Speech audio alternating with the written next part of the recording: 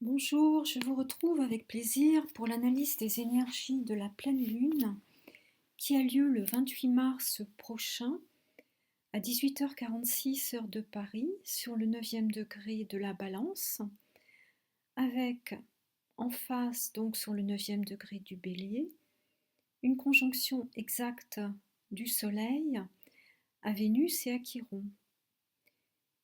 Vénus, c'est la planète maîtresse de cette pleine lune. Elle représente la capacité d'attraction, les belles et bonnes choses de l'existence, le sens des valeurs, l'argent. Le soleil représente l'amour, Chiron est le médecin du thème, et la lune représente la sphère intime, le foyer, le monde intérieur. Donc on a cette fois encore une très forte mise en lumière du domaine affectif et relationnel en général, avec une tonalité de guérison ou de retour à l'équilibre. Je précise une fois encore, car la dernière nouvelle lune du 13 mars était caractérisée par une très forte conjonction de Vénus et de Neptune en Poisson, le signe qui est lié aux soins et à la guérison. Alors, qui va être particulièrement touché par cette pleine lune? Tout d'abord, bien sûr, ceux d'entre vous qui possèdent le Soleil ou toute autre planète importante dans cet axe Bélier-Balance. Et de façon générale, tous les signes d'air et de feu vont être dynamisés par cette pleine lune. Si vous êtes Bélier du premier décan, si vous fêtez votre anniversaire autour du 28 mars, vous avez cette fameuse conjonction Soleil-Vénus dans votre révolution solaire qui vous donne le climat de votre année à venir. Et j'ai souvent remarqué que cela annonçait une rencontre amoureuse importante au cours de l'année. Donc cela concerne les béliers, mais c'était également le cas pour les poissons qui fêtaient leur anniversaire autour de la dernière nouvelle lune du 13 mars, avec cette configuration Vénus, Neptune, Soleil. Une conjonction donc en poisson qui donnait beaucoup d'idéalisme dans les sentiments, avec peut-être une dose de mystère, de secret ou de non-dit. Et ici, donc avec Soleil, Vénus en bélier, en signe de feu, on a quelque chose de beaucoup plus extraverti, passionné, chaleureux. Et en face, avec cette lune en balance, il est question de trouver un équilibre dans sa vie affective, dans sa vie relationnelle. Et il peut même s'agir d'une guérison des blessures affectives et émotionnelles, étant donné la conjonction de Soleil et de Vénus à Chiron, qui est le guérisseur. En tout cas, on ne se laisse pas totalement absorber par ce que l'on éprouve, comme c'était le cas en Poisson, le signe du Poisson étant une éponge. Là, on a une bonne configuration pour juger de sa situation affective avec un certain recul, pour bien apprécier ce que l'on donne et ce que l'on reçoit dans une relation. Il y a une recherche de la clarté, une recherche d'une position juste. On ne se laisse pas déborder par ses sentiments, on préserve une certaine autonomie, d'autant que l'on a un sextile de Saturne qui souligne la volonté d'engagement, de long terme. Donc si on a une décision à prendre, que ce soit dans le domaine amoureux ou qu'il s'agisse d'un engagement financier, puisque Vénus est liée à l'argent, on va garder un contrôle, une lucidité, une maîtrise. On n'est pas dans l'émotion pure avec ces configurations. Au contraire, on se donne un temps de réflexion et on apprécie sa situation avec une certaine distance.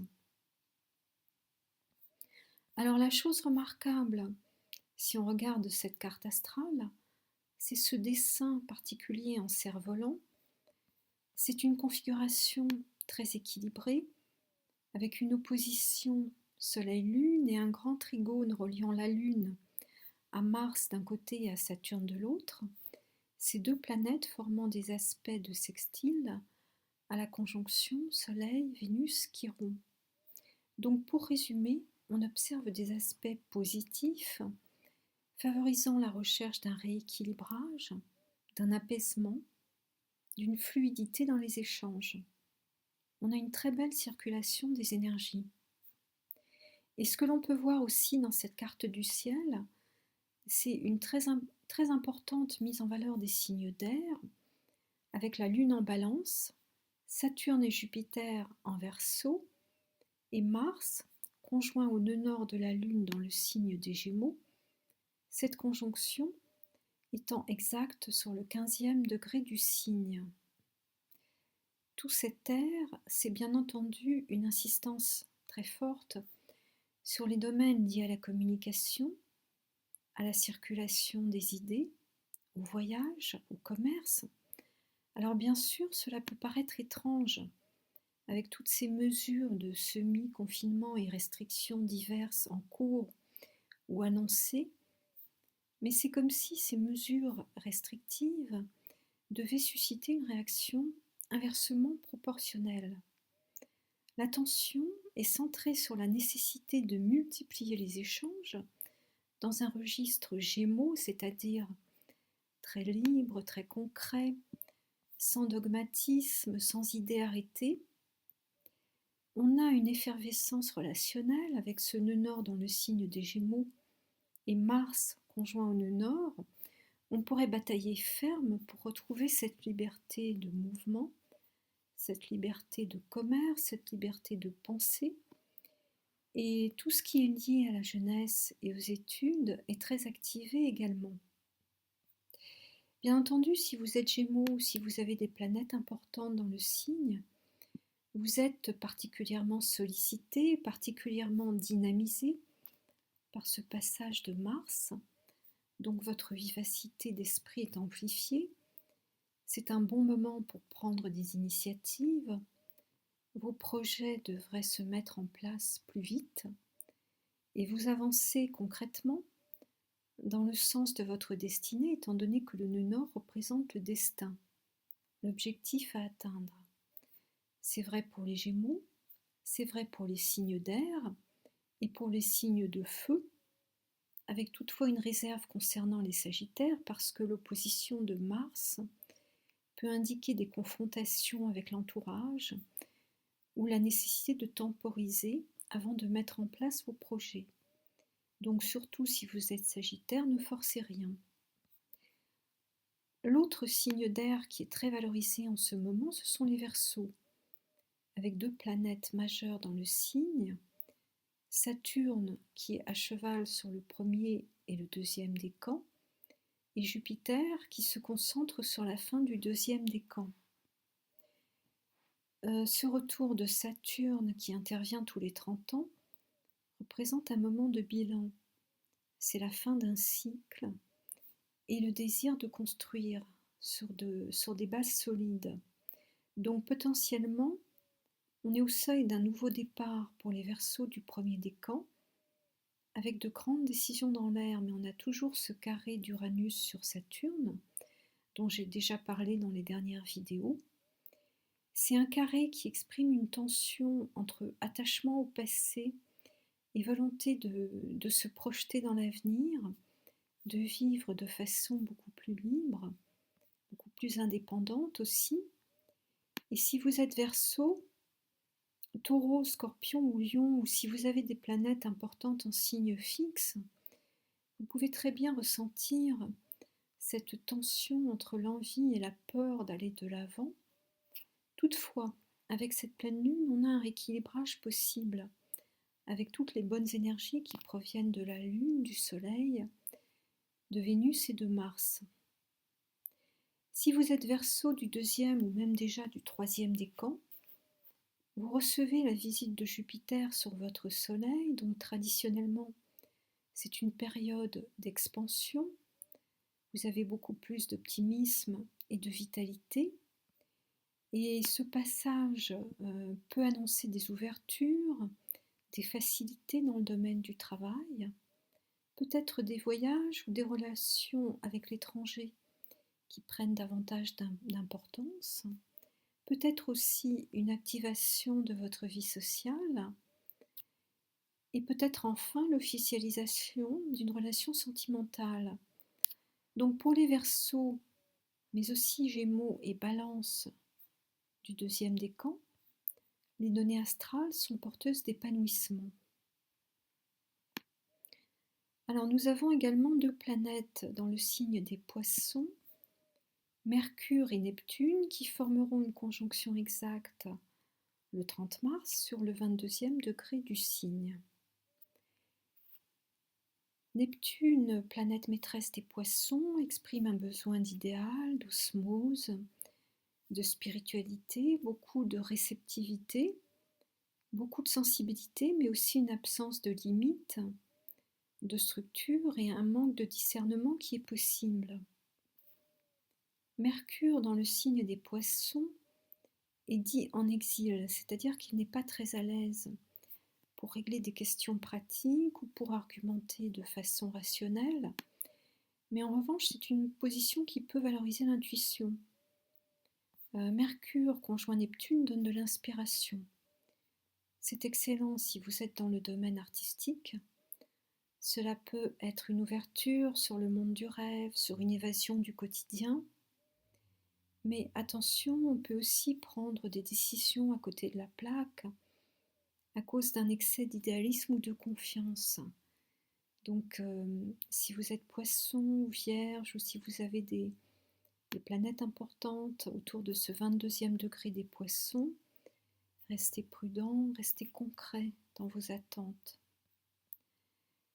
Je n'ai pas parlé de Pluton qui stationne toujours sur le 27e degré du Capricorne, étant donné que Pluton n'intervient pas directement dans les aspects de cette pleine lune, mais si vous êtes Capricorne de la fin du signe ou Cancer de la fin du signe, vous êtes actuellement dans un processus de transmutation des énergies, donc vous pourriez tourner une page décisive de votre vie, rompre avec le passé, avec comme objectif la recherche d'une grande authenticité et un refus du compromis qui peut vous pousser aux extrêmes.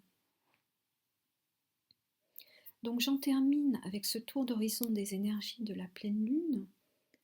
Je vous propose quelques indications sur les aspects qui se succèdent jusqu'à la nouvelle lune du 12 avril, et je signale au passage que vous retrouverez tous ces aspects détaillés au jour le jour sur mon blog.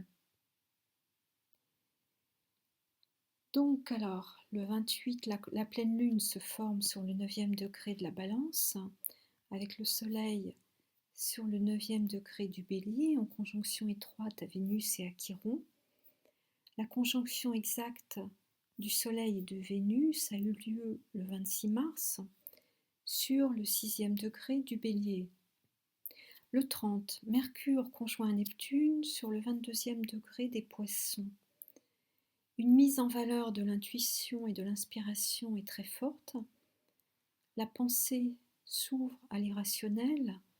La communication se fait au-delà des mots. Ce même jour, on a un sextile Saturne-Vénus qui amplifie le besoin d'engagement affectif. Le 31, Saturne est sextile au Soleil, ce qui favorise les plans à long terme. C'est un bon indice de réalisme.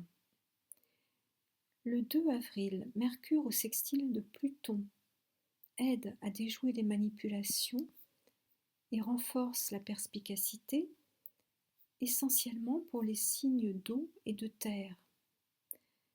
En revanche, la Lune en Sagittaire en dissonance à Mars et à Neptune peut réveiller les tensions pour les signes mutables. Le 4, Mercure entre en Bélier, ce qui active le besoin de contact et de mouvement pour les signes de feu et d'air.